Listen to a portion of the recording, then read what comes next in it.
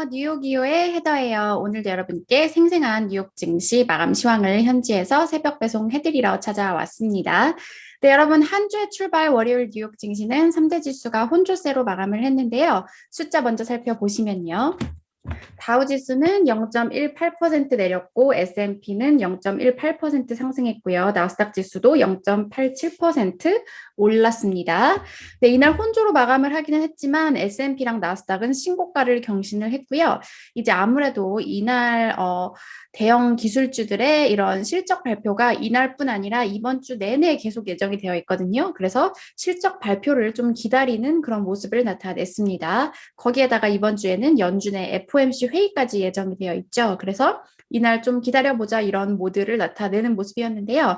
그래서 제가 오늘 가지고 온 기사는 이날 장 마감 후에 바로 테슬라가 1분기 실적을 공개했거든요. 그래서 테슬라 실적 기사 가지고 왔고요. 그리고 또 뱅크 오브 아메리카가 이번 실적 시즌과 또 인플레이션과 관련된 이 분석을 한 기사가 있어서 두 개를 가지고 와봤습니다.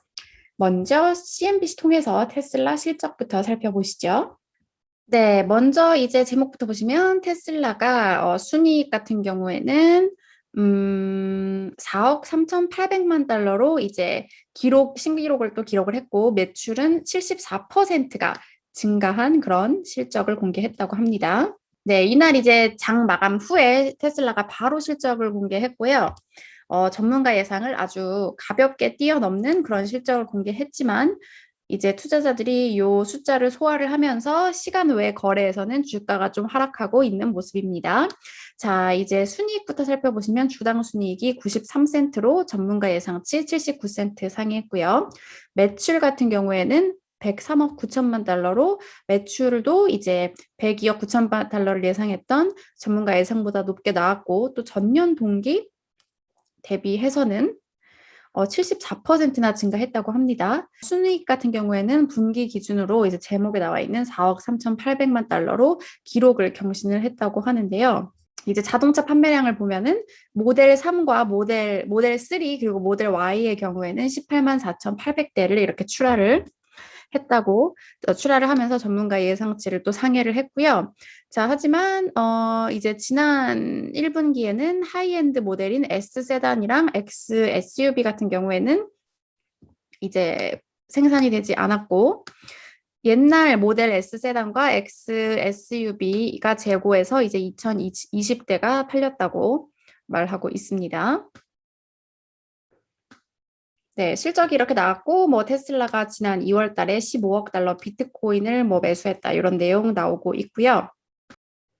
네, 이날 이제 실적 발표를 앞두고 실적이 좀 잘 나올 걸로 다 예상을 하고 있었거든요. 그래서 주가가 1.21% 오르면서 마감을 했는데요. 실적 발표가 나온 이후에는 이제 오히려 1.54% 시간 외 거래에서 하락하는 모습을 나타내고 있습니다. 네, 두 번째 기사는 마켓워치에서 가지고 온 기사인데요. 제목부터 보시면 Time to buckle up.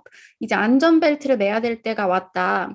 왜냐하면 as inflation mentions soar during earning calls.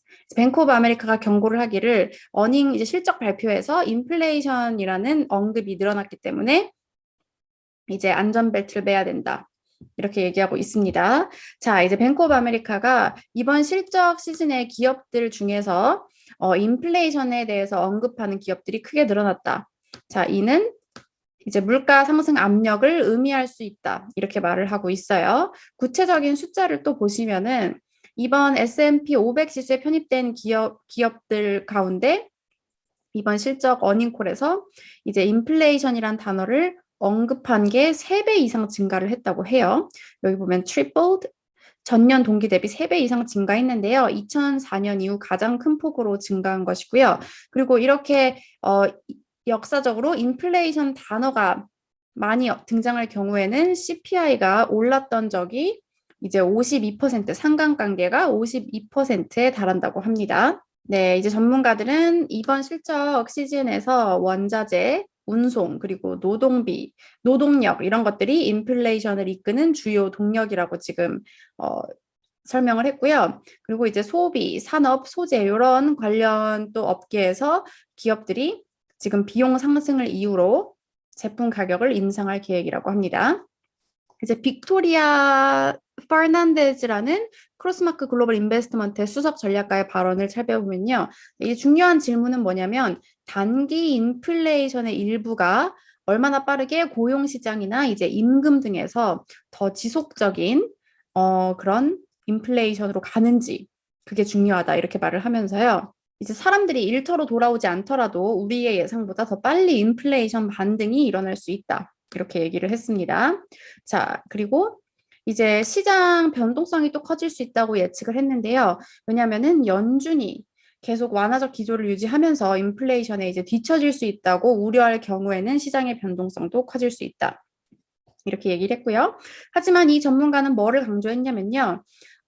이제 앞으로의 인플레이션 급등은 사실상 이런 경제 재오픈에 따른 임시적인 것일 수 있고, true longer lasting inflation typically comes from wages. 실제로 이렇게 오래 유지되는 인플레이션 같은 경우에는 임금에서 나온다.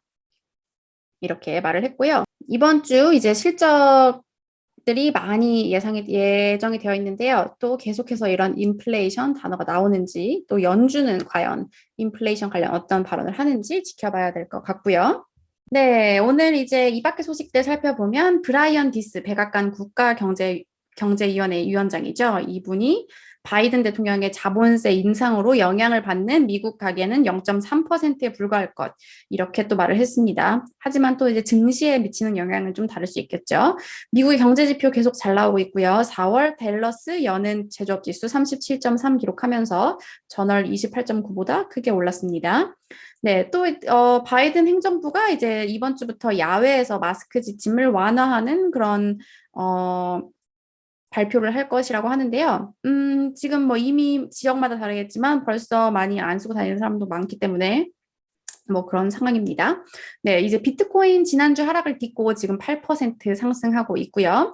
자, 그리고 이날은 이제 구리 가격이 10년 내 최고치까지 치솟았고 전문가들은 경제 재오픈에 힘입어서 그리고 또 뭐 재생 가능한 에너지 이런 것들에 힘입어서 구리 가격 더 오를 것이다. 이렇게 전망을 했습니다. 네, 그리고 이제 애플 이날 0.3% 오르면서 마감을 했는데요. 애플 같은 경우에는 뭐 노스캐롤라이나 롤리에 10억 달러 투자해서 이제 새 사옥을 건설할 것이다. 이런 발표도 좀 있었고, 이제 그 소프트웨어 업데이트랑 관련해서 뭐 반독점 문제 제기를 당했다. 이런 독일에서 반독점 문제를 제기당했다. 이런 보도가 나오기도 했습니다. 주가에는 큰 영향을 받지는 않았고요. 네, 그럼 오늘 증시 전문가들 어떻게 평가했는지 CNBC 마감 기사 통해서 살펴보실게요. 네, 오늘은 좀 긍정적인 그런 코멘트가 있네요. 자, 모건 스탠리의 앤드루 시츠라는 이 수석 전략가가 뭐라고 말을 했냐면요.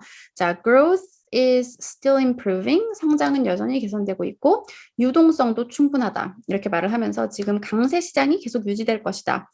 이렇게 말을 하면서요. 하지만 2010년, 11년, 12년 또 15년의 여름 같은 그 뭐라고 할까요? 고요한 그런 여름은 되기 힘들 것이고 더 좀 어렵고 울퉁불퉁하고 범위에 갇힌 그런 여름이 될 가능성이 높다. 그러니까 강세장은 이어지겠지만 어쨌든 평온한 그런 시장이 되기는 어려울 것이다. 변동성이 있을 것이다. 이렇게 평가를 했습니다.